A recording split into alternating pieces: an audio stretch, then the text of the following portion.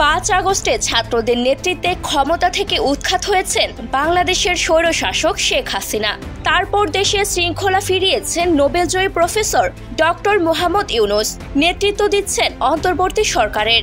পুলিশকে বিক্ষোভকারীদের উপর গুলি ও হত্যার নির্দেশ দিয়েছিলেন শেখ হাসিনা। তিনি ভারতে পালিয়ে যাওয়ার সময় এসব পুলিশকে ত্যাগ করে যান। তারপর বেশিরভাগ পুলিশই তাদের দায়িত্বে ফিরেছেন। বাংলাদেশের বর্তমান অর্থনীতি, রাষ্ট্র ব্যবস্থা, নির্বাচন ইত্যাদি ইস্যুতে এক প্রতিবেদনে এসব কথা লিখেছে লন্ডনের বিখ্যাত the economist magazine. Doctor Yunus এমন একটি সরকারের নেতৃত্ব দিচ্ছেন যার কোনো আইনগত ভিত্তি নেই উল্লেখ করে প্রতিবেদনে বলা হয়, ডক্টর ইউনূসের বৈধতা নির্ভর করে তার নৈতিক কর্তৃত্ব ও জনপ্রিয়তার উপর। এর ভিত্তি ঝুঁকিপূর্ণ। কোনো ভোটে এর সমর্থন আদায় করা হয়নি। সরকার পরিচালনার অভিজ্ঞতা নেই ডক্টর ইউনূসের, এমনটা জানিয়ে প্রতিবেদনটি বলছে, 2 শক্তির চাপে তিনি সংকুচিত হয়েছেন।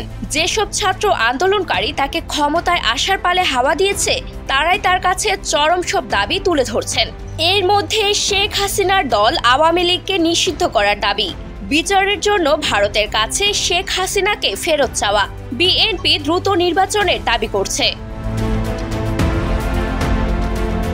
আওয়ামী লীগের প্রতি ডক্টর ইউনূসের সহনশীলতা দেখে হতাশ ছাত্র আন্দোলনকারীরা উল্লেখ করে ম্যাগাজিনটি দাবি করছে, আন্দোলনকারীরা আবারও রাজপথকে বেছে নিতে পারে।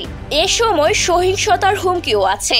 বাংলাদেশের মোট জনসংখ্যার শতকরা 8% হিন্দু সম্প্রদায়ের। তাদের অনেকে আওয়ামী লীগের সমর্থক। এরই মধ্যে তাদের ওপর মুসলিম সংখ্যাগরিষ্ঠতা হামলা চালিয়েছেন বলে অভিযোগ করা হয়েছে প্রতিবেদনটিতে।